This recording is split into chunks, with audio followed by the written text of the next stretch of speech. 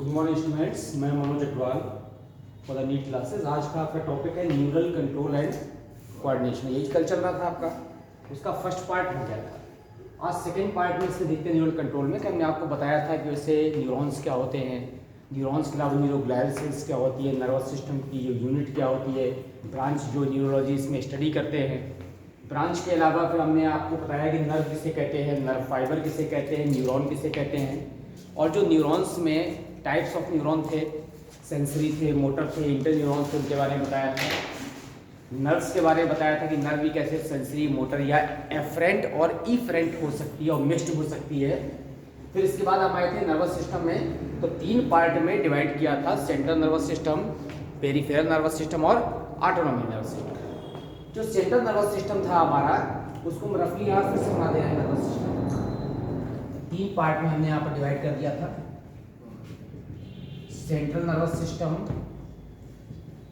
Peripheral nervous system as well as autonomic nervous system. ये जो हमारा सेंट्रल पार्ट था, इस पार्ट को हम पहले पढ़ेंगे। इसमें ब्रेन और स्पाइनल कॉर्ड आता है, ये पी से पेरिफेरल होता है, और इसके बाद ए से क्या होता है, ऑटोनॉमिक होता है। ये आपने पढ़ लिया था। फिर हम आए थे सेंट्रल नर्वस सिस्टम में, इसके अंतर्गत आता है आपका ब्रेन और spinal cord, brain and spine. अब जो मैमल्स है, मैमेलिया हैं, वो टेट्रापोडा में जो सबसे लास्ट वर्ग है मैमेलिया, हम लोग हाईएस्ट डेवलप्ड एनिमल्स में मैमेलिया में किसमें रखे गए हैं, यहाँ पर ह्यूमन बींग्स में। तो इसमें जो ब्रेन होता है, ये चारों तरफ से क्या होता है, कवर्ड होता है बाय जिस मेम्ब्रेन या जिस बोनी आवरण से, उसे क्या कहते हैं, क्रेनियम कहते हैं, कपाल। और ये पूरा खोपड़ी के अंदर होता है। तो इसमें यहाँ पर जो क्रेनियम का डेवलपमेंट हुआ, तो इसलिए हमको क्या कहा गया, क्रेनियाटा कहा गया, है ना। तो क्रेनियाटा माने जिसमें क्या पाया था, क्रेनियम पाया था। क्रेनियम माने हमारे ब्रेन के चारों ओर एक क्या है, शील्ड है, प्रोटेक्टिव कवरिंग है, जिसके कारण से ब्रेन को चोट लगने से पहले ये क्रेनियम क्या करेगा, हमारी सेफ्टी करेगा। तो ब्रेन और स्पाइनल कॉर्ड जब हम इसमें पढ़ेंगे, तो ब्रेन को फिर से 3 पार्ट में बांट दिया। कौन कौन सा, फोर ब्रेन, मिड ब्रेन और हाइंड ब्रेन। तो सबसे इंपॉर्टेंट पार्ट जो हमारे नर्वस सिस्टम का है, कौन सा है, ब्रेन। तो आपने ये इतना बना लिया था। अब इसमें क्या पढ़ेंगे, ब्रेन पढ़ेंगे। ये आपका लिखा हुआ है पहले से, ठीक है। हम लोग ब्रेन में आते हैं।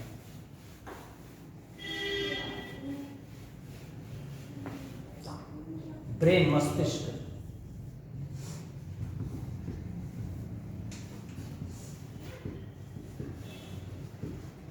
किससे ओरिजिन होती है, एक्टोडर्मल ओरिजिन, एक्टोडर्मल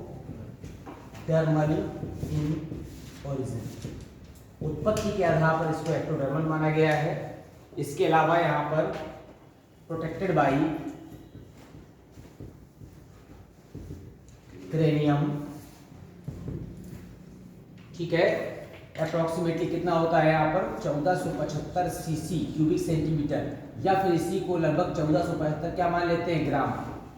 ये वेट हो गया, और ये क्या हो गया, वॉल्यूम हो गया, आयतन हो गया। इतना होता है। हाईएस्ट डेवलप होता है, मेमोरी की पावर ज़्यादा होती है, रीजनिंग की पावर ज़्यादा होती है, पावर ऑफ स्पीच होती है ना। ये सारे यहाँ पर फंक्शन है ब्रेन के। और ब्रेन का अगर हम यहाँ पर फिगर बनाए,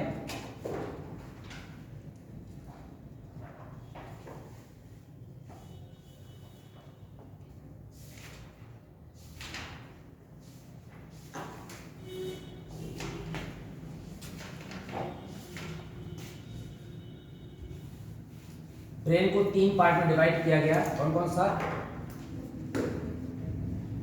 फोर ब्रेन, हिंदी में क्या कहते हैं, अग्र मस्तिष्क, दूसरा मिड ब्रेन, मध्य मस्तिष्क, और तीसरा कौन सा है, पश्च मस्तिष्क। इसे कहेंगे अग्र मस्तिष्क, मध्य मस्तिष्क, और ये है पश्च मस्तिष्क। इसका मैंने एक एक नाम और बताया था। फोर ब्रेन को क्या कहते हैं, इसको प्रोजेनसेफ्लॉन भी कहते हैं, प्रोजेनसेफ्लॉन। ये वाला पार्ट मेसेंसेफ्लॉन है, और ये क्या है यहाँ पर, मेटेंसेफ्लॉन। मेटेंसेफ्लॉन इसको दो पार्ट में डिवाइड कर दिया था बाद में, मेटेनसेफ्लॉन और माइलेनसेफ्लॉन। तो मेटेनसेफ्लॉन एंड माइलेनसेफ्लॉन, माइलेन। अब हमको तीनों पढ़ना है, अग्र मस्तिष्क भी पढ़ना है, मध्य मस्तिष्क भी पढ़ना है, और क्या पढ़ना है यहाँ पर, पश्च मस्तिष्क भी पढ़ना है। अब आप देखिए, जो प्रोजेंसेफ्लॉन है हमारा अग्र मस्तिष्क, ठीक है, ये फिर से डिफरेंशिएट किया गया, अलग अलग पार्ट में डिवाइड कर दिया प्रोजेंसेफ्लॉन को। किसमें बांट दिया इसको, एक तो बांट दिया सेरेब्रम में एंड ऑल्फैक्टरी लोब्स। इसी सेरेब्रम में ही एक पार्ट में ऑल्फैक्टरी लोब्स है, तो सेरेब्रम एंड ऑल्फैक्टरी लोब्स कुछ बुक्स में अलग कर दिया, इसमें कोई अंतर नहीं है। और दूसरा पार्ट है यहाँ पर डायंसेफ्लॉन,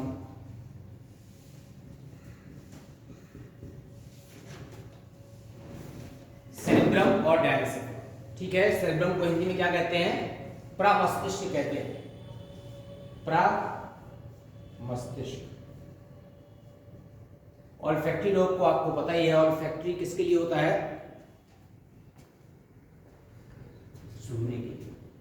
ऑल्फैक्टरी माने स्मेल, ऑप्टिक माने दृष्टि, ऑडिटरी माने सुनने की, ठीक है। इसी के नाम पर नर्व्स का नाम रखा गया है, auditory nerves, olfactory nerves, optic nerve. अब इसमें जो इस पूरे पार्ट को, इस वाले सेरेब्रम और ऑल्फैक्टरी लोब्स को मिलाकर क्या कहते हैं, इसको कहते हैं डायंसेफ्लॉन।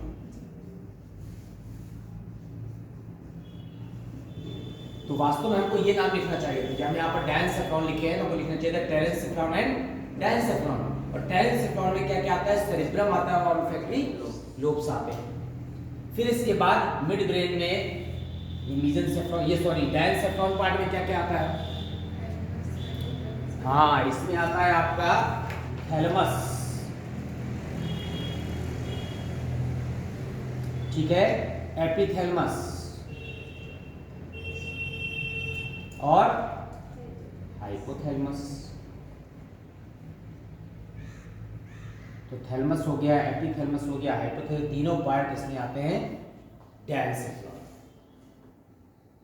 फिर इसके बाद मिड ब्रेन हम पढ़ेंगे, इसके बाद क्या पढ़ेंगे, हाइंड ब्रेन पढ़ेंगे। तो सबसे पहले हम यहाँ पर फोर ब्रेन हमने देखा, इसको प्रोजेंसेफ्लॉन कहते हैं। दो पार्ट में बांटा गया था, टैलेंसेफ्लॉन और डायंसेफ्लॉन में। टैलेंसेफ्लॉन में सेरेब्रम और ऑल्फैक्टरी लोब्स आते हैं, और डायंसेफ्लॉन में थैलेमस, एपिथैलेमस और हाइपोथैलेमस आता है, ठीक है। अब ये जो हमने पार्ट बनाए हैं, इसमें इस पार्ट को, फोर ब्रेन को, मिड ब्रेन को और हाइंड ब्रेन को हमको यहाँ पर फिगर में जब दर्शाना है, तो आप देख रहे हैं कि ये जो हमारा ब्रेन है, इस ब्रेन में हम यहाँ से इसको इरेज करते हैं, जगह कम होगी। ब्रेन चारों तरफ से क्रेनियम वाले आवरण के अतिरिक्त जिन मेनिन्जेस माने मेम्ब्रेन से घिरा होता है, उसका भी नामकरण यहाँ जरूरी है। थोड़े से पार्ट पे हमने बना दी तीन लेयर, ठीक है ना। सबसे आउटर मोस्ट जो मेम्ब्रेन होती है, दैट इज कॉल्ड द, क्या कहते हैं, ड्यूरामेटर।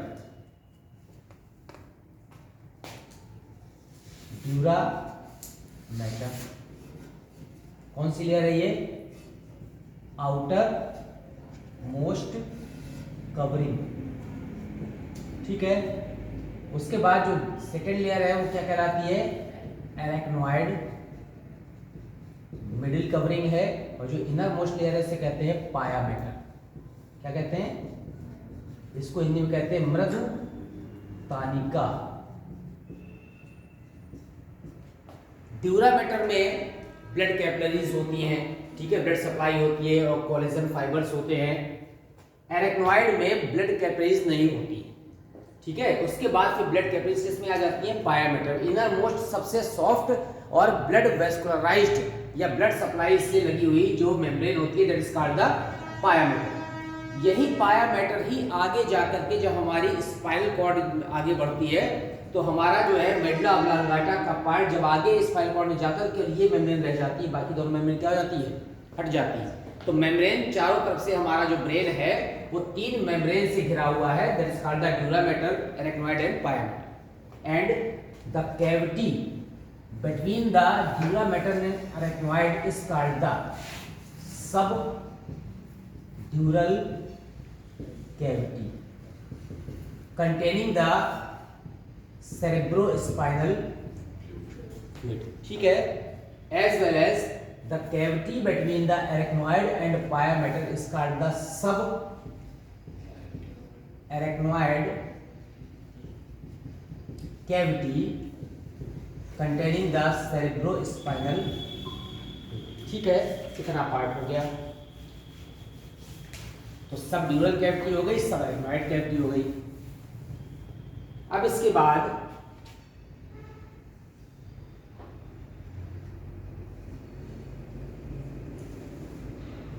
हमने यहां पर 3 महीने तक लाके खत्म कर दिया।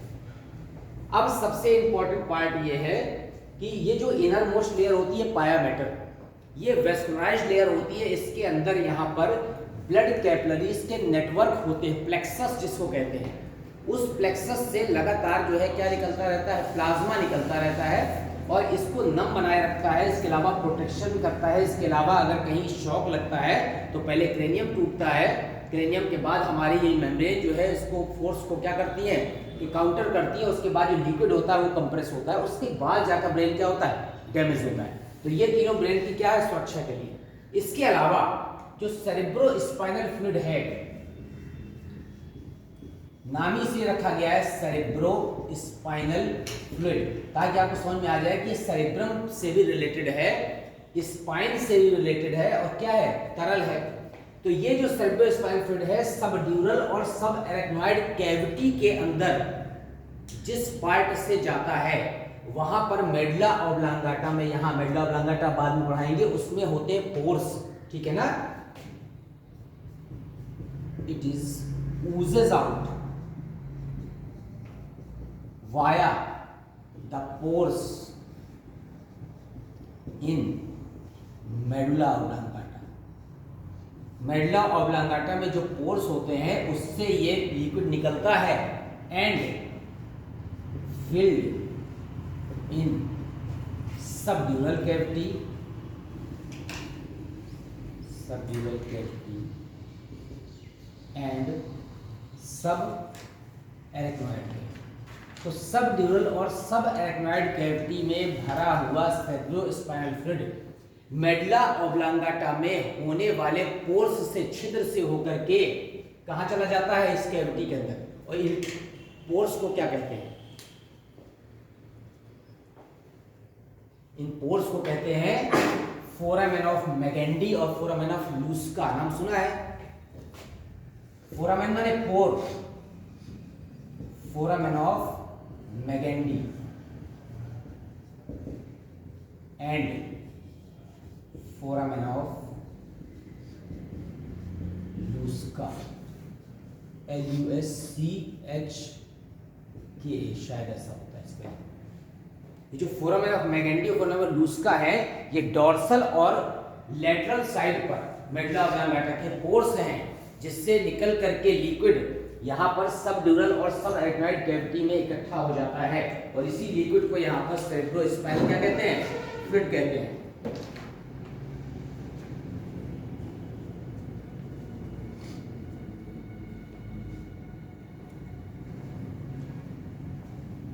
कुछ इस तरह के कुछ टेक्निकल टर्म्स कभी कभी ऑब्जेक्टिव क्वेश्चन में आते हैं, आपको इसलिए वो ध्यान रखना है टेक्निकल टर्म्स। अब हम आते हैं किसमें, सेरेब्रम पार्ट। सबसे इंपॉर्टेंट पार्ट कौन सा है, बॉडी का, बॉडी का नहीं, ब्रेन का। इंपॉर्टेंट भर है कि सबसे लार्जेस्ट है, लार्जेस्ट है। अब आप देखेंगे कि अब इसको इरेज कर दें, हम आते हैं सीधे सेरेब्रम। हिंदी में क्या कहते हैं, प्रमस्तिष्क कहते हैं। ध्यान रखिएगा, वो अनुमस्तिष्क है सेरिबेलम, ये क्या है, प्रमस्तिष्क है, लार्जेस्ट पार्ट है ब्रेन का, largest part of brain. Largest के अलावा मोस्ट इंपॉर्टेंट पार्ट भी ले सकते हैं, लेकिन मोस्ट इंपॉर्टेंट नहीं दिखना चाहिए क्योंकि कई सबका अलग फंक्शन है, सभी इंपॉर्टेंट है। तो largest part of the brain है and made up of 2 hemisphere, 2 अर्ध गोलार्धों से मिलकर के बना हुआ है उन्हें क्या कहते हैं? इन्हें कहते हैं सेरिब्रल हेमिस्फीयर। इनको सेरिब्रल हेमिस्फीयर कहते हैं।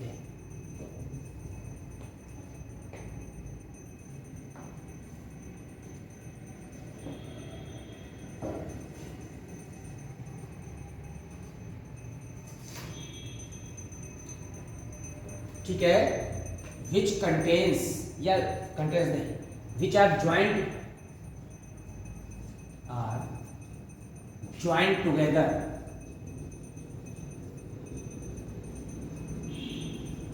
बाय, किससे जुड़े होते हैं? कॉर्पस कैलोसम एक रचना होती है। अगर आप बैक व्यू देखें ऐसा, तो ये दोनों जो हेमिस्फीयर हैं जिस रचना से जुड़े हुए हैं, that is called the corpus callosum. Corpus callosum ये केवल मैमल्स में होती है, इसलिए हाईली डेवलप्ड होते हैं हमारा ब्रेन। ठीक है, तो joint together by the corpus callosum.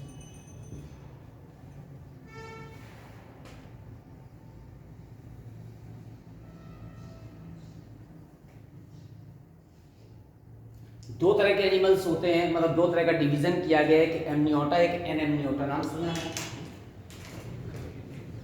जब आप एम्ब्रियोनिक डेवलपमेंट पढ़ते हैं, भ्रूणी विकास, तो उसमें दो तरह के एनिमल्स होते हैं। एनेमनियोट्स पढ़ लीजिएगा, बहुत इंपॉर्टेंट पार्ट है एम्ब्रियोनिक डेवलपमेंट का। और दूसरा होता है एमनियोट्स। एनेमनियोट्स माने जिसमें एमनियोनिक झिल्ली नहीं होती। भ्रूण में को कवर करने के लिए एक मेम्ब्रेन होती है, एमनियोटिक मेम्ब्रेन।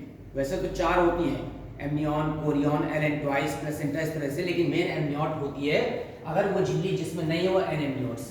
किसमें नहीं होती? फाइलम पॉर्डेटा में जो क्या है, 5 मेन वर्ग हैं, मत्स्य, उभयचर, सरीसृप, पक्षी, स्तनधारी। तो उसमें जो हमारी फिशेज हैं और क्या है, एम्फीबिया है, वो एनेमनियोट्स। और रेप्टाइल्स, बर्ड्स और मैमल्स किसमें रखे गए? एमनियोट्स में। इसमें एमनियोटिक झिल्ली पाई जाती है।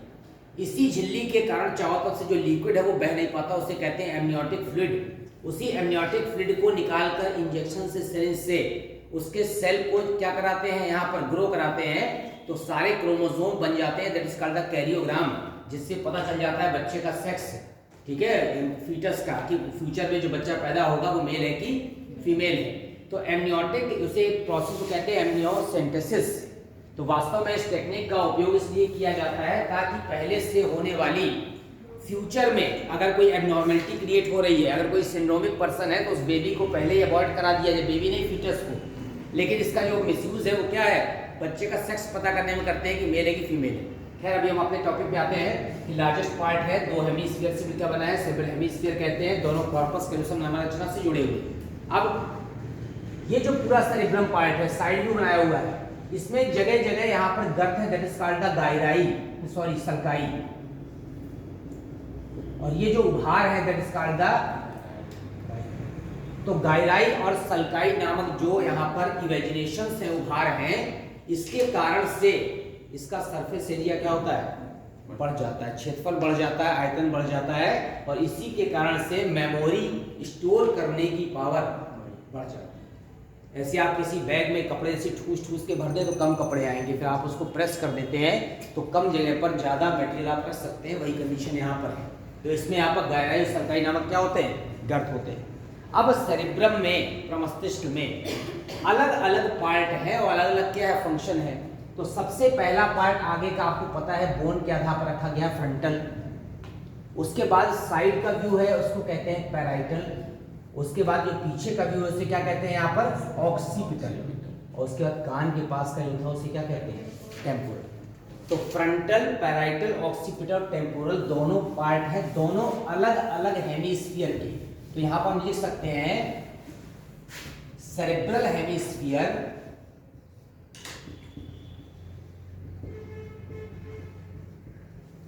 have 4 parts। कौन कौन सा, पैराइटल, सॉरी पहले फ्रंटल, फ्रंटल एक एक लाइन लिखते जाएंगे, उसका फंक्शन भी लिखते जाएंगे। पैराइटल, पहले चारों का नाम लिखते पहले एक साथ, फिर उसके बाद ऑक्सीपिटल, और कौन सा, टेम्पोरल। तो फ्रंटल, पैराइटल, ऑक्सीपिटल और temporal.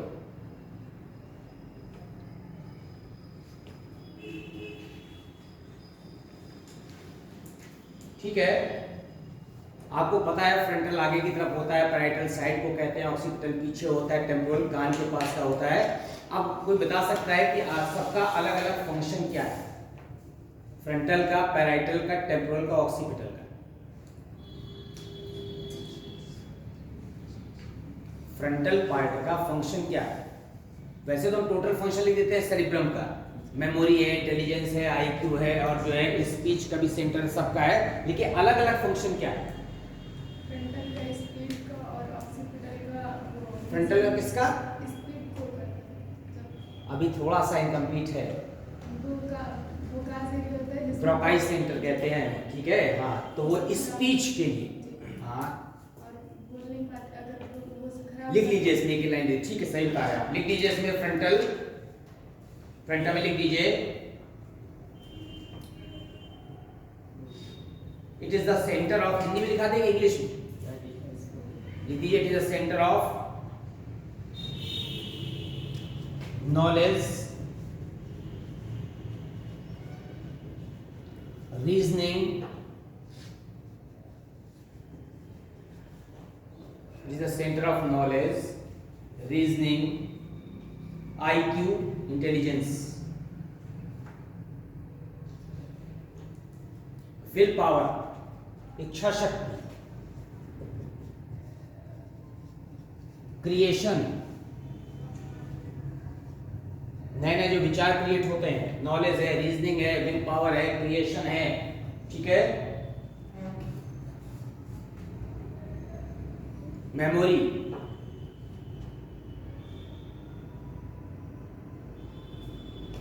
And Broca centre for speech. इसमें ब्रोकाई सेंटर होता है जो केवल स्पीच के लिए होता है कि आप कितना अच्छा जो है तारतम्य बना करके कोई सेंटेंस को, किसी चीज को क्या कर सकते हैं, डिक्टेट कर सकते हैं, तो स्पीच का सेंटर है, ब्रोकाई सेंटर कहते हैं उसको। इसे ब्रोका सेंटर भी कहीं लिखा होता है, ब्रोकाई भी से लिखा होता है।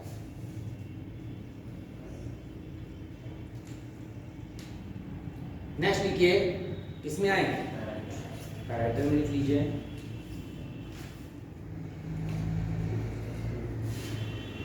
इसमें थोड़ा सा नाम में अंतर है, यहाँ पर जो स्पेशल सेंटर होता है स्पीच को क्या करने का, रिसीव करने का, उसको कहते हैं ब्रॉडमैन सेंटर। लिख दीजिए Brodmann area, Brodmann area for speech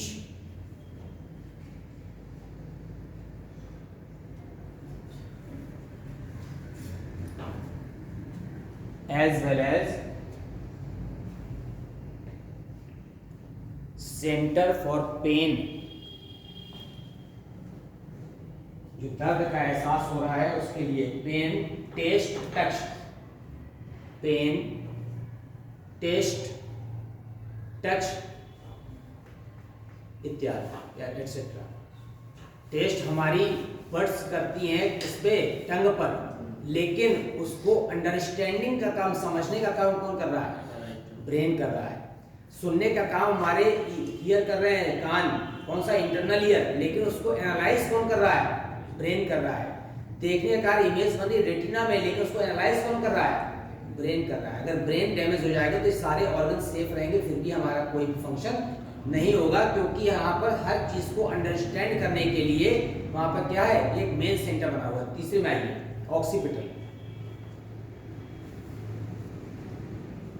centre of vision, दृष्टि के लिए, सेंटर ऑफ विजन।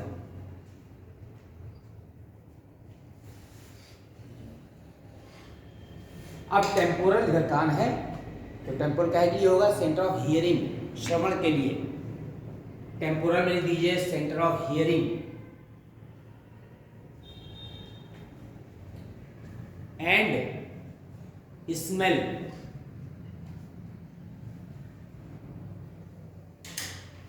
अब आपने अभी नाम देखा था टेलेंसेफ्लॉन में, सेरिब्रम एंड ऑल्फैक्टरी लोब्स, तो ऑल्फैक्टरी लोब्स भी इसी पार्ट में आते हैं। टेम्पोरल में, ठीक है ना। लिख दीजिए ब्रैकेट में all factory lobes present, all factory ये लिखा हुआ है। ऑल फैक्ट्री माने होता है स्मेल, सूंघने के लिए responsible. All factory lobes present.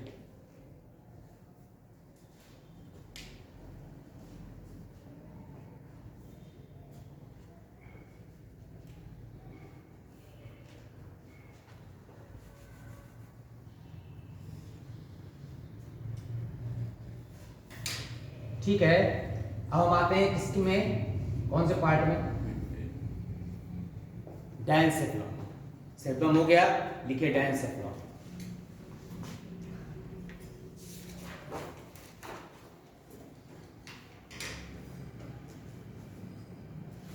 Diencephalon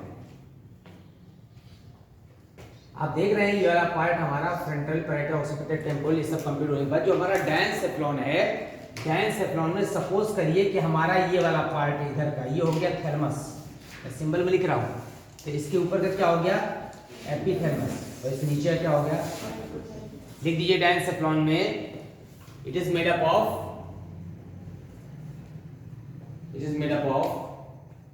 thalamus, made up of thalamus, ये लिख दिया मैंने थैलमस,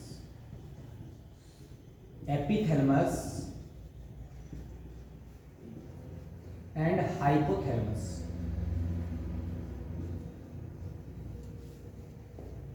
थैलेमस, एपिथैलेमस और हाइपोथैलेमस, ठीक है। अब तीन पार्ट है, थैलेमस है, एपिथैलेमस है, हाइपोथैलेमस है। इसमें मोस्ट इंपॉर्टेंट पार्ट कौन सा है, हाइपोथैलेमस है। हाइपोथैलेमस क्या है, ये यहाँ पर कनेक्टिंग पॉइंट है between the endocrine system and किसका, नर्वस सिस्टम। तो अंतःस्रावी और इसके अलावा ये जो हमारा पार्ट है डायनसेफ्लॉन, इसी में पिट्यूटरी ग्लैंड होती है।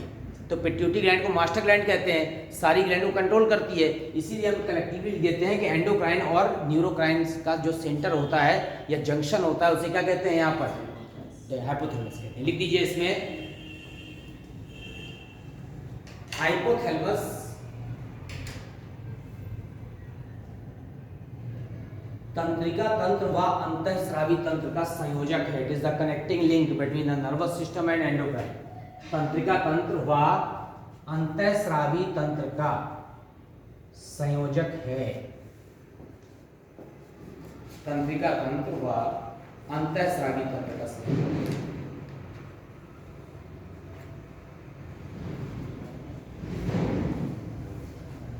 तंत्रिका तंत्र व अंतःस्रावी तंत्र का संयोजक है जो परासरण नियंत्रण, ऑस्मोरेगुलेशन कहते हैं। परासरण नियंत्रण मीन्स ऑस्मोरेगुलेशन, ताप नियंत्रण मीन्स थर्मोरेगुलेशन, परासरण नियंत्रण, ताप नियंत्रण, भूख व प्यास के उद्दीपन, stimulus for hunger and thirst, भूख और प्यास के उद्दीपन,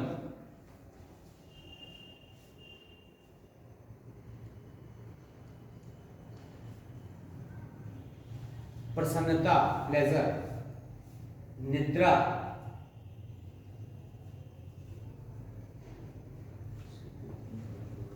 व लैंगिक व्यवहार, सेक्सुअल बिहेवियर के लिए उत्तरदायी है। वह लैंगिक व्यवहार, सेक्सुअल बिहेवियर के लिए उत्तरदायी है।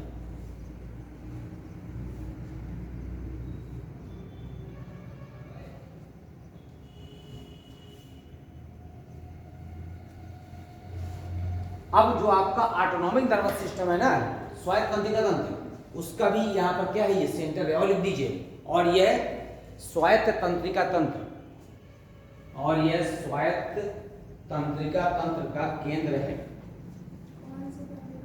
बेटा।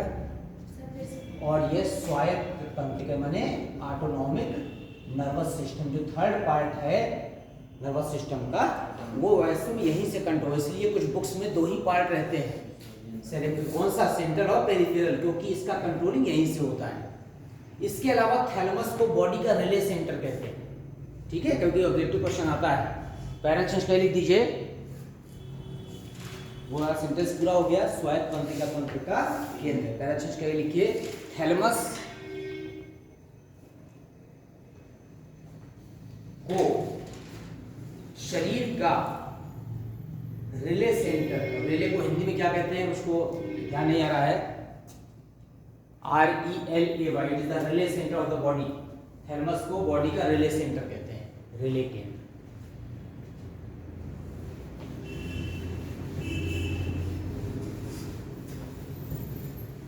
अब हम आते हैं किसमें, फोर ब्रेन पूरा हो गया हमारा, अधर मस्तिष्क। अब आएंगे हम मिड ब्रेन। तो मिड ब्रेन को क्या लिखेंगे हम, इट इज या mid brain is present between the fore brain and the hind brain. Four अग्र और पश्च मस्तिष्क के बीच का भाग क्या है, मिड ब्रेन। लिख दीजिए मिड ब्रेन। अग्र और अग्र और पश्च मस्तिष्क के बीच का भाग, अग्र और पश्च मस्तिष्क के बीच का भाग।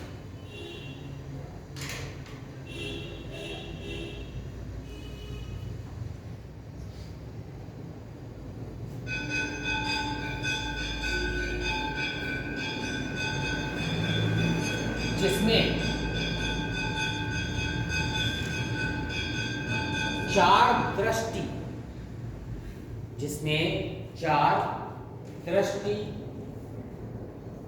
क्या होते हैं, लोब को हिंदी में क्या कहते हैं, ऑप्टिक लोब को दृष्टिपिंड। इसमें 4 दृष्टिपिंड ऑप्टिक लोब होने के कारण, अब आप समझ लीजिए कि जो हमारा ऑप्टिक सेंटर है मेनली वो कई जगह से कंट्रोल्ड है। अभी आपने इसमें एक पार्ट इसमें सेरेब्रम में और यहाँ पे डुएम में भी है। तो जब 4 ऑप्टिक लोब होते हैं तो उसे कहते हैं कार्पोरा क्वाड्रिजेमिना। क्वाड बने 4, इसे कार्पोरा क्वाड्रिजेमिना भी कहते हैं। इसमें 4 दृष्टि केंद्र या ऑप्टिक लोब होने के कारण इसे कार्पोरा क्वाड्रिजेमिना कहते हैं। Corpora quadrigemina.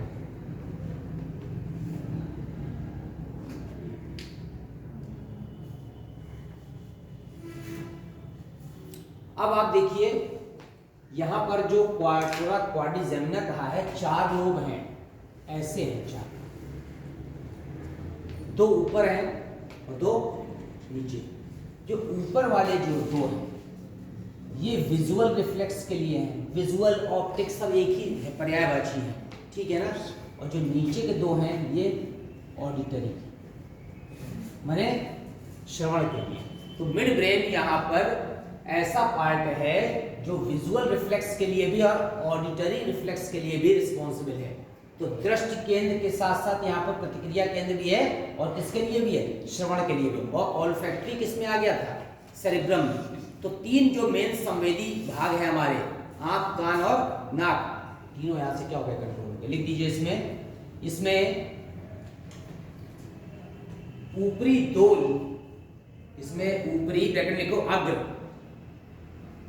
2 पिंड विजुअल रिफ्लेक्स के लिए, विजुअल रिफ्लेक्स को माने दृष्टि प्रतिक्रिया, प्रतिवर्ती क्रिया नाम सुना है ना, हाँ। तो विजुअल सेंटर नहीं है, विजुअल रिफ्लेक्स, रिफ्लेक्स और उसमें अंतर है। प्रतिक्रिया कब होती है, किसी स्टिमुलस के मिलने पर, जिसमें ऊपरी 2 अग्रपिंड विजुअल रिफ्लेक्स के लिए और निचले 2 पिंड ऑडिटरी रिफ्लेक्स के लिए होते हैं। सुन करके तुरंत रिएक्ट करना ऑडिटरी रिफ्लेक्स, देख करके तुरंत रिएक्ट करना वो विजुअल रिफ्लेक्स है। रिफ्लेक्स हमेशा इनवॉलेंट्री होता है, अनैच्छिक। कोई हमारे सामने आकर के ऐसे करके पिंच हो रहा है तो रिफ्लेक्स एक्शन उतना ज्यादा एक्यूरेट नहीं होगा जितना कोई जो है आपके बिना देखे आपको क्या छुला देगा या अचानक कांटे पर पैर पड़ जाएगा, कांच पर पड़ जाएगा। वो जो रिफ्लेक्स है वो टोटल इनवॉलेंट्री होता है, ठीक है ना। और किससे कंट्रोल होता है, reflex action is of 2 types. एक होता है सोमैटिक रिफ्लेक्स, ठीक है ना, और एक कौन सा होता है, जर्मिनल रिफ्लेक्स होता है, लेकिन मेनली सोमैटिक ही यूज होता है। तो somatic reflex is mainly controlled by the, किससे, spinal cord, mainly but some reflexes जैसा जैसा विजुअल ऑडिटरी सोमैटिक रिफ्लेक्स माने हाथ पैरों में से पिंच हुई हमने हटा दिया, लेकिन जो हमारी विजुअल ऑडिटरी रिफ्लेक्स है देख करके इस चीज को तुरंत रिएक्ट करना, ठीक है ना, कान से सुन करके जैसे कोई साउंड अंदर गया अचानक मानो शेर की आवाज आई तुरंत हम समझ के रिफ्लेक्स हो रहे हैं। ये जो रिफ्लेक्स है ऑडियो विजुअल ये किससे हो रहे हैं, ब्रेन से हो रहे हैं, और बाकी जो सोमैटिक रिफ्लेक्स में हाथ पैर हम अपने रिएक्ट कर रहे हैं वो सब किससे हो रहा है, स्पाइनल कॉर्ड से हो रहा है। ठीक, तीसरे में आइए हैंड ब्रेन।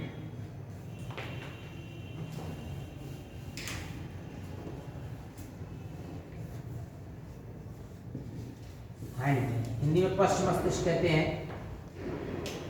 अब इसमें दो पार्ट बांट दिया है।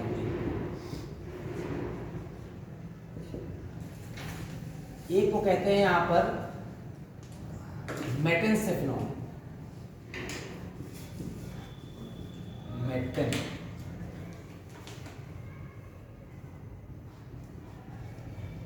और दूसरे को कहते हैं माइलेनसेफेलॉन।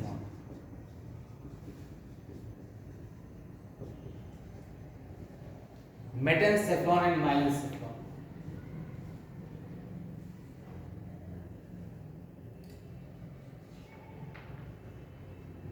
कोई बता सकता है कि मेटेनसेफेलॉन और माइलेनसेफेलॉन में कौन कौन से पार्ट आते हैं?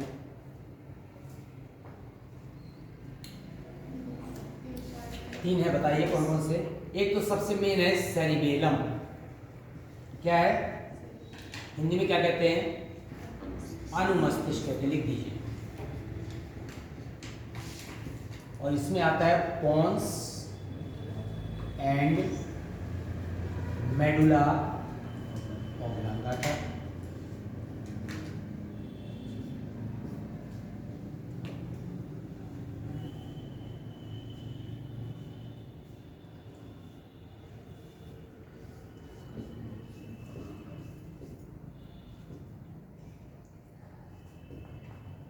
ये है सेरिबेलम,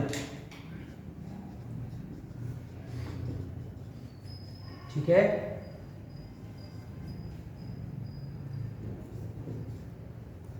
ये पार्ट है पोन्स। इसके बाद का पार्ट क्या है, मेडुला ऑब्लांगाटा। और मेडुला ऑब्लांगाटा आगे बढ़कर किसमें खुल जाती है, स्पाइनल कॉर्ड।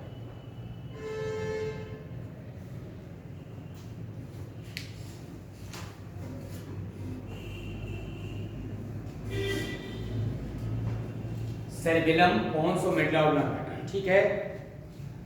ये जो हमारा पार्ट है सेरिबेलम, ये साइड व्यू बनाया, अगर आप बैक व्यू में देखें तो यहाँ पर फिर ऐसी रचना बनी है। ये भी दो हेमीस्फीयर से मिलकर बना है, और ये दोनों हेमीस्फीयर कहलाते हैं अलग अलग सेरिबेलर हेमीस्फीयर। हेडिंग डालिए सेरिबेलम। सेरिबेलम अनुमस्तिष्क, अनुमस्तिष्क।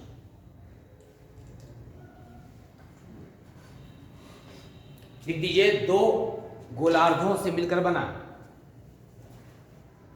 Made up of two hemisphere, दो गोलार्धों से मिलकर बना।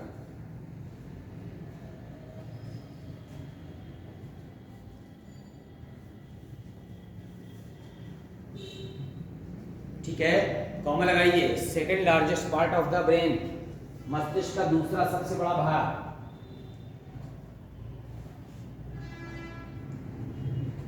मस्तिष्क का दूसरा सबसे बड़ा भाग।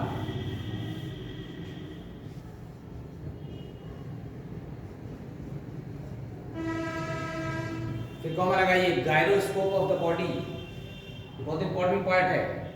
गायरोस्कोप संचालन केंद्र, balancing organ, gyroscope of the body, bracket लिख दीजिए, बैलेंसिंग ऑर्गन संतुलन केंद्र। अगर यहाँ पर चोट लग जाती है तो बॉडी का बैलेंस बिगड़ जाता है। जब जूडो कराटे सिखाए जाते हैं तो उसमें वो पार्ट बताए जाते हैं जहां पर आप दूसरे व्यक्ति को हिट करके उसको इनएक्टिव कर सकते हैं थोड़ी देर के लिए, ठीक है। तो ये जो वाला पार्ट है, यहाँ पर अगर आप तेजी से अगर स्ट्राइक कर देंगे तो थोड़ी देर तक के लिए बॉडी का बैलेंस क्या होगा, व्यक्ति का बिगड़ जाएगा। जब उसका बैलेंस बिगड़ जाएगा तो वो कोई फंक्शन नहीं कर पाएगा। तो ये क्या है, यहाँ पर मेन हमारा बैलेंसिंग ऑर्गन के फंक्शन है, ठीक है। आप किस में आते हैं, पोन्स। देखिए पॉन्स, कहीं कहीं पॉन्स वेरोलाई लिखा होता है, आप सीधे सीधे पॉन्स लिख सकते हैं यहाँ पर। और केवल किसमें होता है प्रेजेंटली, लिख दीजिए ओनली इन मैमल्स, केवल स्तनधारियों में होता है पॉन्स।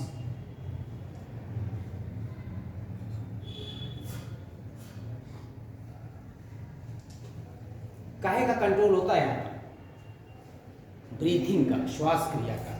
श्वास क्रिया के कंट्रोल में दो पार्ट रिस्पॉन्सिबल है, मेडुला ऑब्लांगाटा और पॉन्स।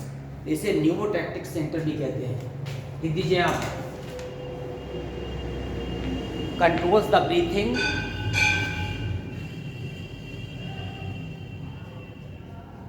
और ब्रैकेट लिख दीजिए न्यूमोटैक्टिक सेंटर। ब्रीथिंग को कंट्रोलिंग सेंटर, न्यूमोटैक्टिक सेंटर।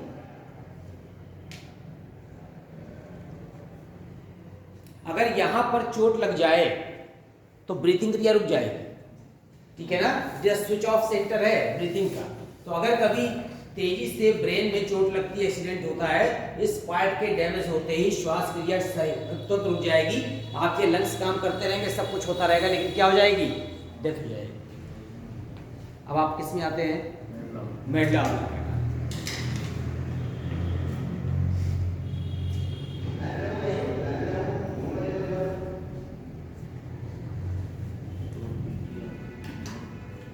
लिखिए इसमें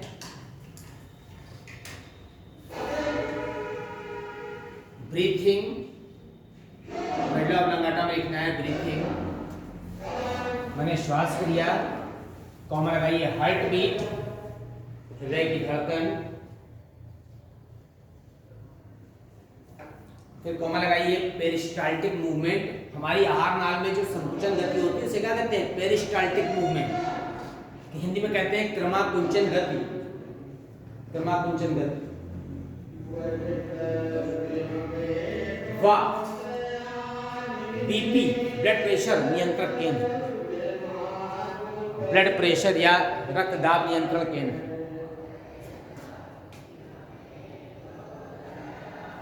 के अतिरिक्त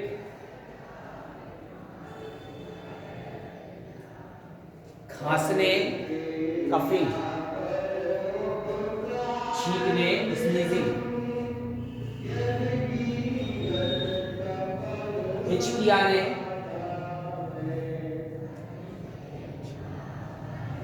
इस कपिंग कहते हैं, और वोमिटिंग, उल्टी आने, खांसने, छींकने, उल्टी आने इत्यादि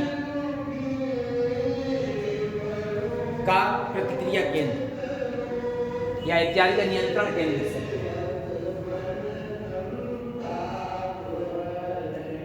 सबसे बड़ा पार्ट नर्वस सिस्टम का सेंट्रल नर्वस सिस्टम है। सेंट्रल नर्वस सिस्टम का सबसे बड़ा पार्ट क्या है, ब्रेन है। अब इसके बाद स्पाइनल कॉर्ड में आएंगे, लेकिन स्पाइनल कॉर्ड में आने से पहले आप समझ लीजिए कि ब्रेन और स्पाइनल कॉर्ड में बहुत बेसिक डिफरेंस है। ये ब्रेन है, ये स्पाइनल कॉर्ड, कोई बता सकता है बेसिक डिफरेंस? केवल एक ऐसा डिफरेंस जिससे पता जाए कि जिस the brain is the spinal cord. दोनों का इंटरनल स्ट्रक्चर में, टिश्यू में थोड़ा डिफरेंस है। आपने न्यूरॉन देखा है, न्यूरॉन का स्ट्रक्चर ऐसा होता है, दोनों में न्यूरॉन पाए जाते हैं। न्यूरॉन का ये वाला जो पार्ट है, axon, it contains the myelin sheath and due to the presence of the myelin sheath it is the whitish in colour, so it is called the white matter and it do not contain the fatty layer myelin, so it is called the gray matter. Hindi में कहते हैं धूसर द्रव्य, किताब में देखिएगा इसे कहते हैं श्वेत द्रव्य। ब्रेन में न्यूरॉन ऐसा ही रहता है। तो हमारे जो डेंड्राइट्स हैं किस तरफ है, पेरिफेरल है, तो ये स्टिमुलस को यहाँ से रिसीव कर लेते हैं, ठीक है ना। और इसका जो एक्सॉन है वो कहाँ ले जा रहा है, इंटरनल पार्ट में, सेंट्रल नर्वस सिस्टम में या इंटरनल पार्ट में हमारे मैसेज को कन्वे कर रहा है। लेकिन स्पाइनल कॉर्ड में इसका जस्ट अपोजिट है।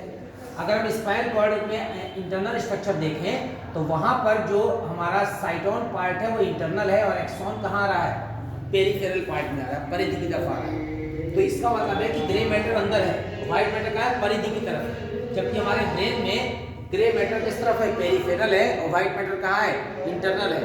It's a basic difference between the brain and spinal cord. ठीक है, लिख दीजिए इसमें पैरा चेंज करके, मस्तिष्क में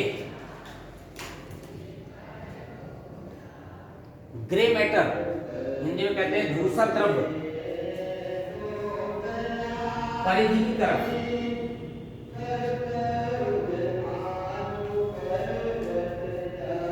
और व्हाइट मैटर माने श्वेत द्रव्य केंद्र की ओर होता है।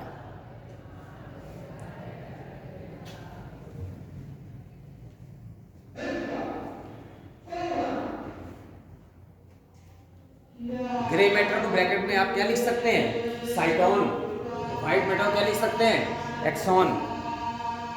लेकिन आप ध्यान रखिएगा, सारी नर्व फाइबर्स में या जितने भी न्यूरॉन्स हैं सब कुछ में नॉन माइलिनेटेड पार्ट है, माइलिन नहीं होती, लेकिन फिर भी इसको क्या माना जाता है, व्हाइट मैटर माना जाता है। ठीक, अब हम किसमें आएंगे, लिखिए स्पाइनल कॉर्ड।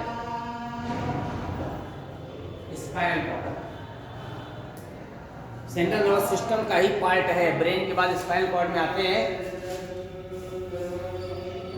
ये जो इलॉन्गेशन है इसका आगे का, वो किसमें खुल जाता है, स्पाइनल कॉर्ड में। लिख दीजिए elongation of medulla oblongata, elongation of medulla oblongata.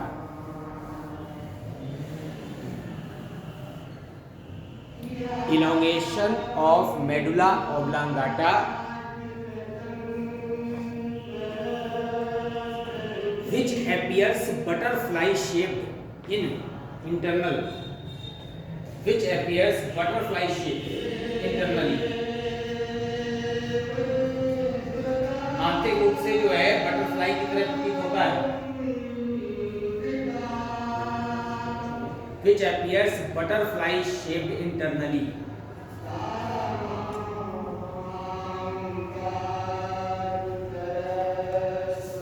अब एक और डिफरेंस है, मस्तिष्क में 3 लेयर थी, brain is involved by the 3 meninges, meninges माने मेम्ब्रेन। केवल जैसे ही हम आगे बढ़ते हैं तो जो स्पाइनल कॉर्ड होती है खोखली होती है, हॉलो। जब हॉलो होती है तो इसकी कैविटी को क्या कहते हैं, इसकी कैविटी कहते हैं न्यूरोसील। क्या कहेंगे, न्यूरोसील। इस न्यूरोसील में अंत में केवल कौन सी मेम्ब्रेन रह जाती है, पाया मैटर।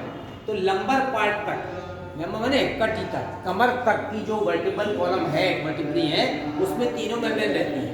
लेकिन उसके बाद का सेक्ट्रल और कॉक्सिजियल पार्ट में केवल क्या रह जाता है, पाया मैटर रह जाता है। लिख दीजिए इसमें, इसकी गुहा खोखली होती है, द कैविटी इज हॉलो, इसकी गुहा खोखली होती है जिसे न्यूरोसील कहते हैं।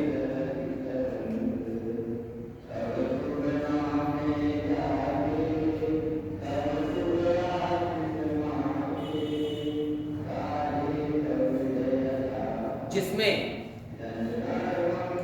CSF भरा होता है, CSF भरा होता है, जिसमें CSF भरा होता है और कटी भाग तक, कटी माने कमर, कटी भाग तक यह 3 झिल्लियों से घिरी होती है, 3 झिल्लियों से घिरी होती है।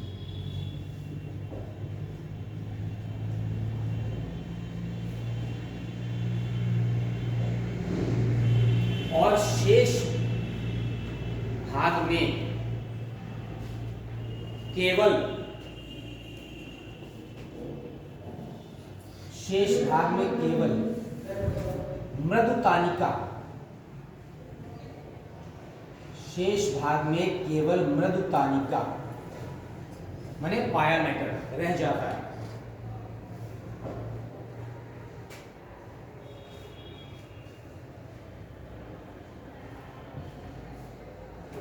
जिसका छोर क्या कहलाता है, फाइलम टर्मिनल मैंने बोर्ड में लिख दिया है, जिसका छोर फाइलम टर्मिनल कहलाता है।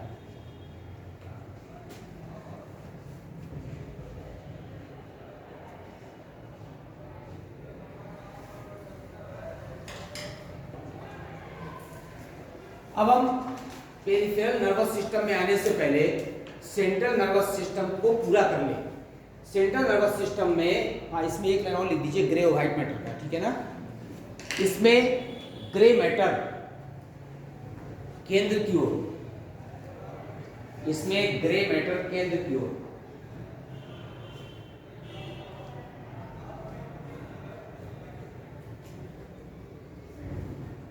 वह व्हाइट मैटर परिधि की ओर होता है।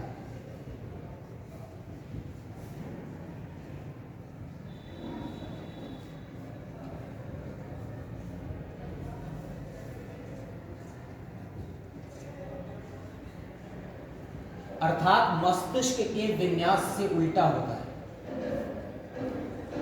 अर्थात मस्तिष्क के विन्यास से उल्टा होता है।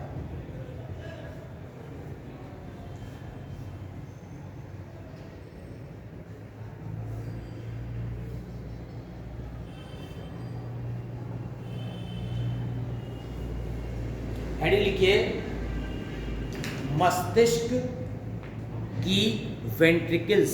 वेंट्रिकल माने होती है कैविटी। हार्ट में वेंट्रिकल होता है, उसी तरह मस्तिष्क में भी होते हैं। मस्तिष्क की वेंट्रिकल्स या वेंट्रिकल्स ऑफ ब्रेन। आप देखिए, यहां पर जो वेंट्रिकल है वो 4 हैं। फर्स्ट है, सेकंड है, थर्ड है, फोर्थ है, जबकि हार्ट में केवल 2 वेंट्रिकल होती है। हमारा जो राइट पार्ट है ब्रेन का, समझ रहे हैं, दोनों वेंट्रिकल जो ऊपर की होती है उसको पैरासील कहते हैं। PARA पैरासील, पैरासील। राइट को कहते हैं फर्स्ट वेंट्रिकल और लेफ्ट को कहते हैं सेकंड वेंट्रिकल। दोनों वेंट्रिकल माने होल, खोखले होता है, जहां पर जाकर मिल जाते हैं, that is called the foramen of Monro. ठीक है, अब ये पहली और दूसरी वेंट्रिकल मिलकर फोरामेन मॉन्रो बनाएगी। अब ये जिस वेंट्रिकल में खुलेगी, that is called the third ventricle. ठीक है ना, तो ये दोनों सेरेब्रम में थी। इसके बाद हम जैसे ही थर्ड वेंट्रिकल में आएंगे तो किसमें पहुंच जाएंगे, मिड ब्रेन में। थर्ड वेंट्रिकल उसको कहते हैं ईटर ऑफ सिल्वियस या डक्ट ऑफ सिल्वियस। ठीक है ना, उसके बाद थर्ड वेंट्रिकल हाइंड ब्रेन में पहुंच जाएगी खुलने के लिए, तो वहां पर कौन सी होगी, फोर्थ वेंट्रिकल। और फोर्थ वेंट्रिकल बाद में किसमें ओपन हो जाएगी, स्पाइनल कॉर्ड में। ये जो होल्स है ना, इससे होकर के सेरेब्रोस्पाइनल फ्लूइड का पूरे में क्या बना रहता है, कॉन्टेक्ट बना रहता है। These are the ventricles. तो लिख दीजिए यहां पर मस्तिष्क में 4 वेंट्रिकल होती है।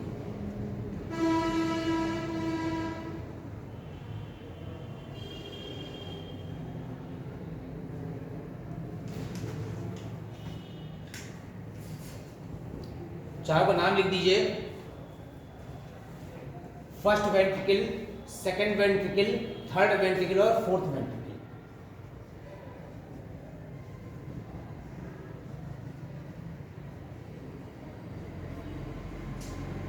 फर्स्ट, सेकंड, थर्ड और फोर्थ।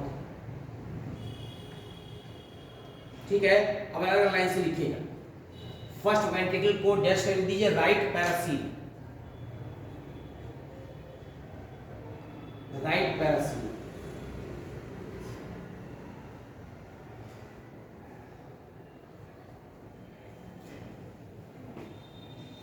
सेकेंड को लिख दीजिए लेफ्ट पैरासील।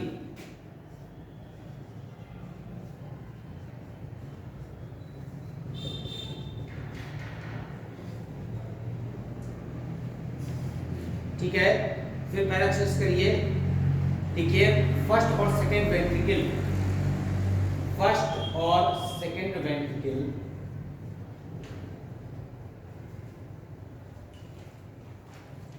सेरेब्रम में पाई जाती है। सेरेब्रम माने प्रमस्तिष्क में पाई जाती है।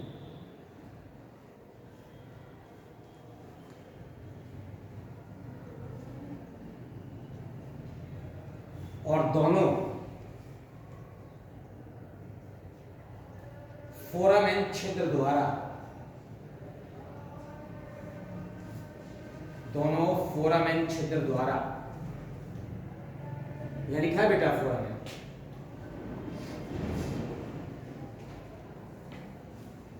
थोड़ा सा गड़बड़ हो गया, फोरामेन को तो छिद्र ही कहते हैं, मोनरो छिद्र द्वारा, या फोरामेन ऑफ मोनरो द्वारा लिख दीजिए या मोनरो छिद्र द्वारा। अब आप देख रहे हैं जैसे हम सेरेब्रम से नीचे आते हैं थोड़ा सा, तो क्या आता है, डायनसेफ्लॉन आता है। तो डायनसेफ्लॉन की वेंट्रिकल क्या कहते हैं, डायोसिन। तो फोरामेन मोनरो द्वारा डायनसेफ्लॉन की थर्ड वेंट्रिकल में खुलते हैं। फर्स्ट और second ventricle foramen of Monro द्वारा डायनसेफ्लॉन की थर्ड वेंट्रिकल में खुलते हैं।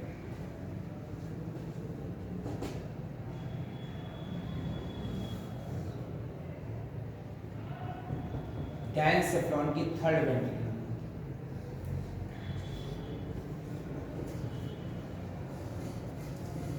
अब देखिए ये डायनसेफ्लॉन की थर्ड वेंट्रिकल थी। अब इस थर्ड वेंट्रिकल का एक और नाम है, इसे कहते हैं एक्विडक्ट ऑफ सिल्वियस। लिखिए जिसे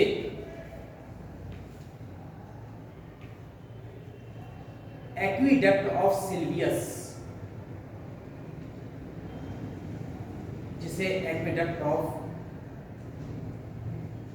सिल्वियस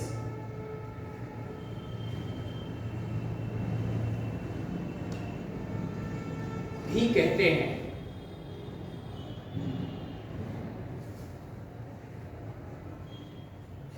जो वास्तव में मिड ब्रेन में उपस्थित होती है, मध्य मस्तिष्क में,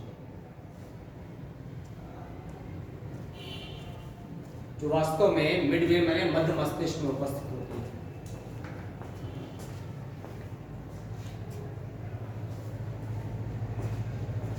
अब आप ये देख रहे हैं ये फोर्थ वेंट्रिकल है। मिड ब्रेन के बाद क्या आएगा, तो भाई हाइड ब्रेन आएगा। तो अब ये हमारी जो मिड ब्रेन की एक सिल्वियस है, ये मिड ब्रेन था, ये आगे बढ़ करके जिस वेंट्रिकल खुलेगी इसे कहेंगे फोर्थ वेंट्रिकल, और वो कहां पर होगी, हाइड ब्रेन। लिख दीजिए aqueduct of Silvius, aqueduct of Silvius आगे बढ़कर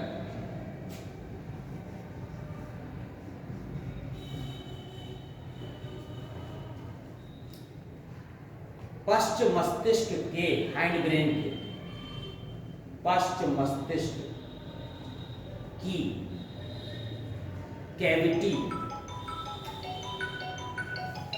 उसका बैटर में नाम लिख दीजिए मेटासील,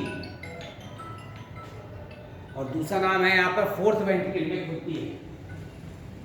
हेलो, अरे सर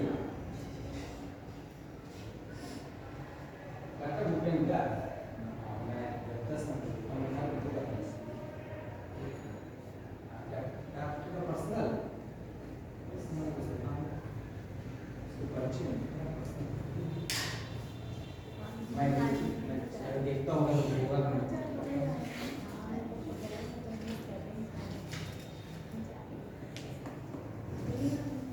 ठीक है। ये चार वेंट्रिकल है। अब ये जो फोर्थ वेंट्रिकल है आगे बढ़कर किसमें खुलेगी, नहीं मेटासील की यही है, ये आगे बढ़कर स्पाइनल कॉर्ड में। लिख दीजिए इसी के आगे फोर्थ वेंट्रिकल आगे बढ़कर न्यूरोसील में खुलती है। न्यूरोसील किसकी कैविटी है, स्पाइनल कॉर्ड। फोर्थ वेंट्रिकल आगे बढ़कर न्यूरोसील में खुलती है।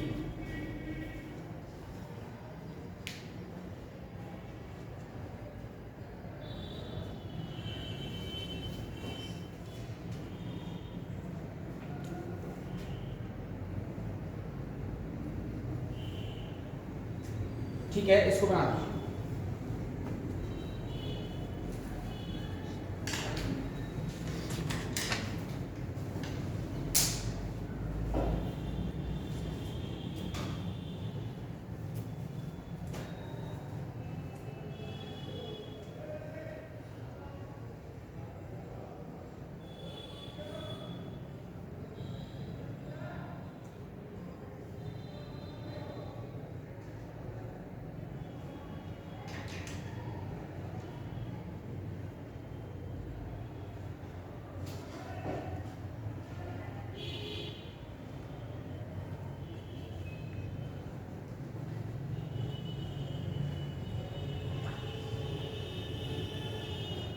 फर्स्ट और सेकेंड वेंट्रिकल दोनों फोरामेन मुंडो द्वारा डायसेफ्लॉन की डायोसिन में खुल रही है।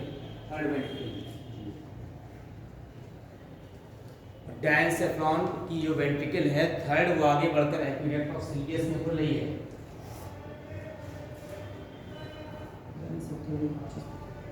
ये जो आपने लैंग्वेज लिखी है ना, इसमें थोड़ा सा एक शब्द गड़बड़ हो गया है। फोरामेन द्वारा डायसेफ्लॉन की थर्ड वेंट्रिकल में खुलती है, खुलती है, जिसे एक्विडक्ट सिलियस नहीं कहते, जो एक्विडक्ट ऑफ सिलियस में खुलती है, जो एक्विडक्ट ऑफ सिलियस में खुलती है। ये थर्ड वेंट्रिकल है, ये आगे बढ़कर किसमें खुलेगी? एक्विडक्ट ऑफ सिलियस में खुलती है मिडब्रेन, और फिर ये किसमें खुलती है? फोर्थ में खुलती है। तो थर्ड को एक्विडक्ट ऑफ सिलियस नहीं कहते, थर्ड और एक्विडक्ट ऑफ सिलियस में थोड़ा सा डिफरेंस है, वो इलांगेशन है उसका। तो फर्स्ट और सेकंड जो है, हाँ ले लेना सिद्धि को ले लेना। हेलो, हाँ बात सुनो, बताओ। अरे सिद्धि को ले लेना।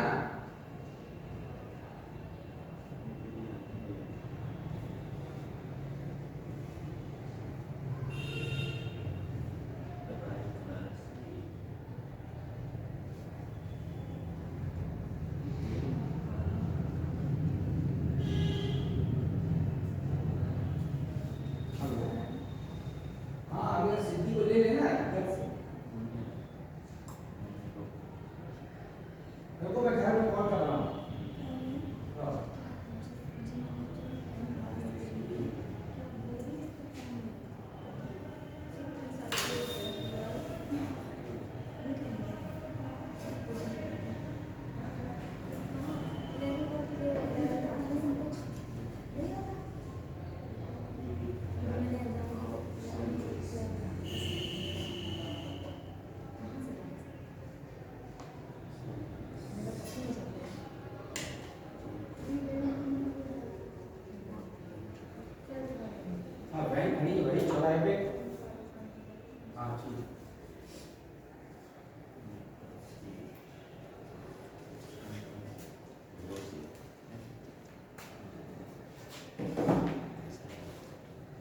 देखिए इसके बाद आपका सेंट्रल नर्वस सिस्टम के बाद पेरिफेरल नर्वस सिस्टम है, फिर ऑटोनॉमिक है। इसके बाद आपका रिफ्लेक्स एक्शन है, प्रतिवर्ती क्रिया। और रिफ्लेक्स एक्शन के बाद कैसे मैसेज ट्रांसफर होता है, किसमें? न्यूरॉन्स में, ठीक है ना। तो वो मैसेज ट्रांसफर है। तो कल आपका पेरिफेरल हो जाएगा, ऑटोनॉमिक हो जाएगा, छोटा छोटा हो ज़्यादा नहीं है, और रिफ्लेक्स एक्शन हो जाएगा। इसके बाद नेक्स्ट टर्न पर सैटरडे को आपका जो है कैसे मैसेज ट्रांसफर हो रहा है, ट्रांसमिशन ऑफ मैसेज, ठीक है, वो पार्ट रहेगा, आपका नर्वस सिस्टम कंप्लीट हो जाएगा। सैटरडे को आपका टेस्ट होगा। तो इससे पहले कौन सा टॉपिक पढ़ा चुके हैं? उसका टेस्ट हो गया लोकोमोशन का? नहीं हुआ। अच्छा, अभी इससे पहले किसका हुआ था? सर्कुलेशन का हुआ था ना, कोई बात। इस बार लोकोमोशन का, ठीक है, इस वाले का होगा नेक्स्ट वीक पर, ठीक है। एक पार्ट आपका कंप्लीट हो गया। तो आपने पूरा ब्रेन का स्ट्रक्चर देख लिया, ब्रेन का स्पाइन कॉर्ड देख लिया, ब्रेन के पार्ट्स देख लिए। अब सीधे सेंट्रल पार्ट के बाद जो पेरिफेरल पार्ट है, यहाँ से जो नर्व्स निकलेंगी और पूरी बॉडी को पेरिफेरल पार्ट में जोड़ेंगी। यहाँ से निकलेंगी तो किससे जोड़ेंगी? यहाँ पर क्रेनियम से, तो निकलेंगे क्रेनियल नर्व्स। और जो स्पाइन कॉर्ड से निकलेंगे उन्हें कहेंगे स्पाइनल नर्व्स। तो क्रेनियल कितनी होती है? 12 जोड़ी, स्पाइनल होती है 31 जोड़ी। तो मैमल्स में 12 जोड़ी होती है। इसके अलावा एम्फीबिया वगैरह में कितनी होती है? 10 पेयर्स होती हैं। तो आपको उसका नाम पढ़ लेना है कि क्रेनियल में जो अगर आंख में जा रही है तो ऑप्टिक है, अगर कान में जा रही है तो ऑडिटरी है, और अगर कहाँ जा रही है स्मेल के लिए तो ऑल्फैक्टरी है। इसके अलावा ट्राइजेमिनल है, एब्डुसेंस है, स्पाइनल एक्सेसरी है, बहुत सारे वेगस हैं, ठीक। वो आपको नाम याद कर लेने। उसमें क्या है कि 3 तरह की हैं, सेंसरी भी है, मोटर भी है, और मिक्स्ड वाली भी है। तो ट्राइजेमिनल तो मिक्स्ड है। तो सेंसरी ज़्यादा पूछते हैं कौन सी है, तो उसमें पहली, दूसरी, 8वीं नंबर फिक्स है। पहली ऑप्टिक है, दूसरी क्या है? ऑडिटरी है, और शायद 8वें नंबर की ऑल्फैक्टरी है। तो पहली, दूसरी, 8वीं सेंसरी है, और उनमें से कुछ मिक्स है, बाकी क्या है? मोटर है। तो उनका आपको नंबर काउंटिंग याद कर लेनी है। बाकी स्पाइनल में बैक वर्टिब्री के हिसाब से नामकरण रखा गया, थोरेसिक, वर्टिब्री थी तो थोरेसिक क्या हो गई, नर्व्स हो गई। जो यहाँ पर गर्दन में थी वो सर्वाइकल वर्टिब्री थी तो नर्व्स क्या हो गई, सर्वाइकल हो गई। लंबर नर्व्स हो गई, उसका सैक्रल हो गई, कॉक्सिजल हो गई। नामकरण कैसे है, वर्टिब्री के आधार पर। वो नेक्स्ट टाइम पे लेंगे, ठीक है। Okay, thank you.